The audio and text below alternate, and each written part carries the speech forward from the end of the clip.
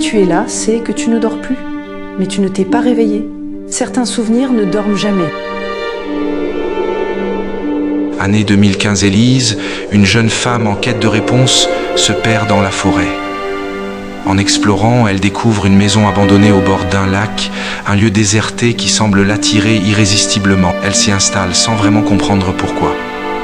Depuis ce jour, un lien étrange naît entre elle et cette maison. Les nuits deviennent hantées de visions et un sentiment de malaise persiste, ancré dans ce lieu qui semble porteur de secrets. La maison et la forêt autour détiennent la clé d'un mystère qu'elle ne peut effacer.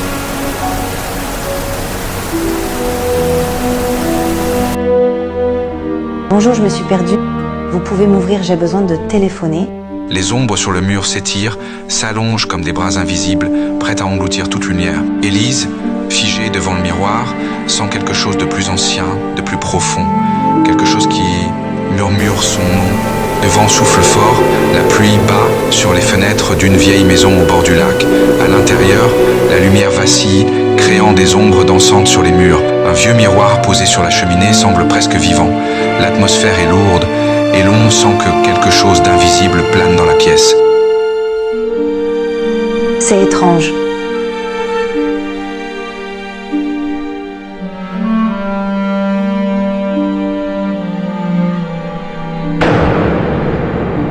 C'est étrange l'impression que j'ai d'être déjà venue dans cette maison. Les ombres sur le mur s'étirent lentement, dessinant des formes insaisissables. Pourtant, tout semble normal.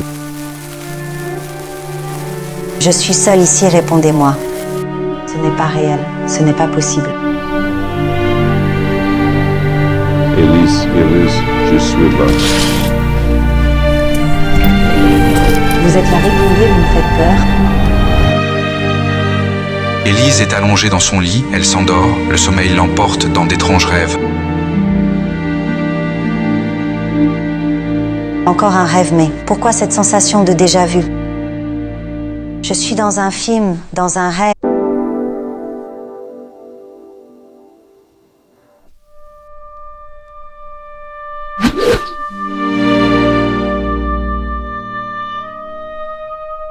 Ne dors pas encore.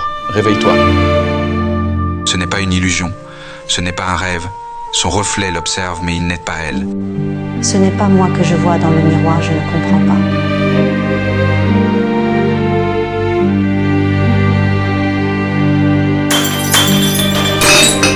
Mais non, ce n'est pas moi.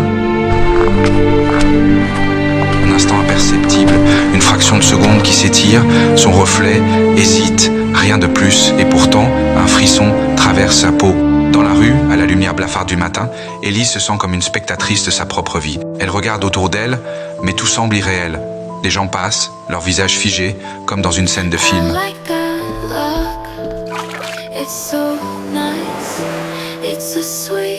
C'était un cauchemar pour plonger encore plus profondément dans le doute. C'est étrange, encore cette sensation que le sol se dérobe, que je vais me retrouver sur une plage.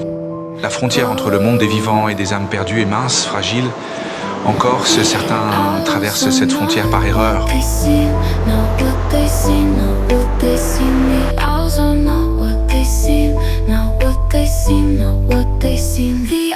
Un bel après-midi d'été, la plage sous un soleil de plomb en Corse, Élise peut enfin trouver un moment de repos, lire, se baigner.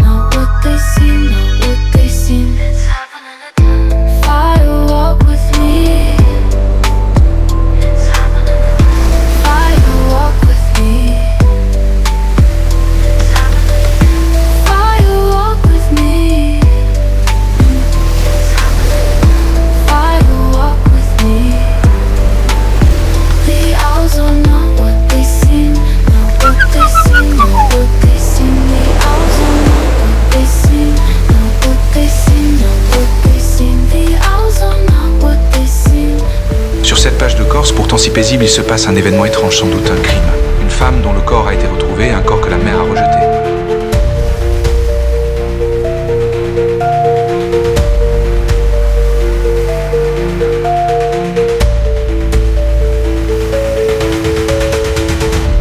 La frontière entre le monde des vivants et des âmes perdues est mince, fragile.